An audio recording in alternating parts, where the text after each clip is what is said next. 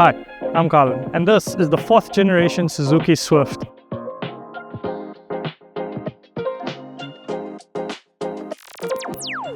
Now, if you've lived in Cape Town for a while, you must have noticed that there's a whole bunch of these on the road. But let me tell you why. You've got 8 pricing options, 5 different trim levels with 2 transmission types, 35 distinct features shared amongst those levels, all in one amazing little car. This here is the GLX, the highest trim level on the Swift, with a gorgeous knob. Shifter.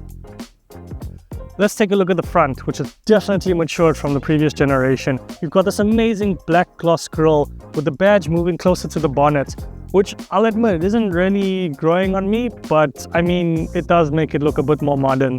But it doesn't really matter because these new headlights are like the real showstopper, because you've got LED projector headlights with DRLs, which I think has really updated the look of this car. Let's head over to the side to check it out. Not much has changed from the 3rd generation, other than the rear door handles becoming in line with the front door handles. But specifically on this GLX model, you get 2 amazing kind of features. You have these automatic side folding mirrors that just add a bit more premiumness to the car. But let's head over to the wheels, which are these beautiful 15-inch polished alloys, which are way better than the normal steelies that you get on the lower trim model. Let's head over to the best part, the rear. As you can see, they went away with the rounded cutesy look from the previous generation. They've gone for this more boxier look, starting with the bumper, which seems to have gotten a little bit bigger, and with the addition of these LED headlights. As you can see on the GLX model, you get a few more additional features, such as the rear view camera and PCVs. But that's enough about the styling. Let's take it for a drive.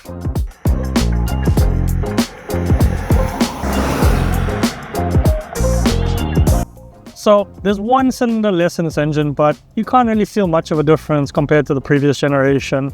So I guess in a simple term, same power, more efficient. So yeah, that's kind of how I feel about this engine. The transmission feels smooth, but that's just because I think it's a brand new gearbox. The one thing I did struggle with was the hill assist. I'm not used to having a car with hill assist, so taking off from first with the hill assist on was a real learning curve to it. But other than that, yeah, the gearbox is pretty good. I also just want to touch on the seats. These seats are super comfy. They have a bucket style shape to them, so you're kind of snug in your position.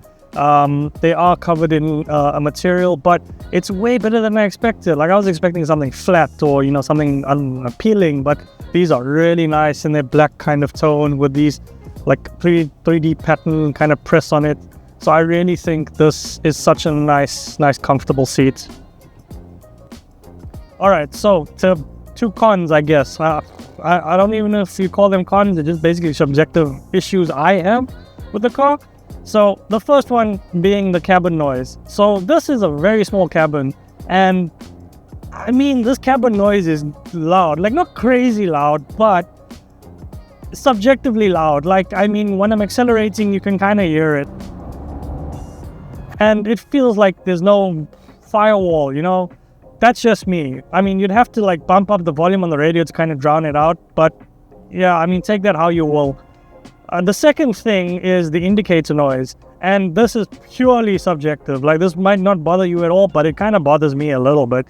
And I'm going to try and indicate so you can kind of hear what it goes for.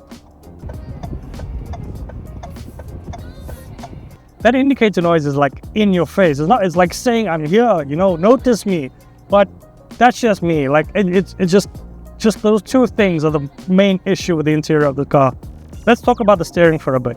It's light, it's confident, especially behind this leather-wrapped, glossy finish wheel. It contains all of your media control buttons, as well as your voice and your cruise control buttons.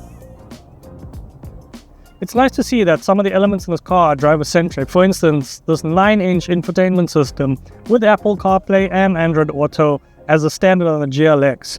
But just below that, you have your entire climate control system, which now features, specifically for the GLX models, an auto climate control button.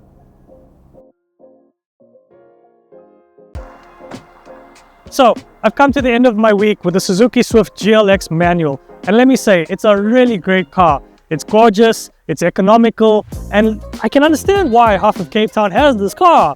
It's really got a lot in it. Like, I'm just going to summarize some of the things. You've got a 9-inch infotainment system with Apple CarPlay and Android Auto. You get 15-inch polished alloy wheels. You've got a rear camera plus PCDs. You've got an LCD panel in between your dials to give you a bit of information that you probably don't even need. For instance, torque and power. You've got stop start. You've got hill assist, which is amazing in a city like Cape Town.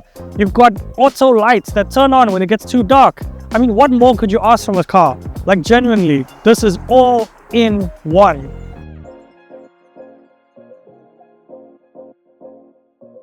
If you guys have enjoyed this review of the Suzuki Swift GLX, please like, subscribe, and share. See you guys in the next one.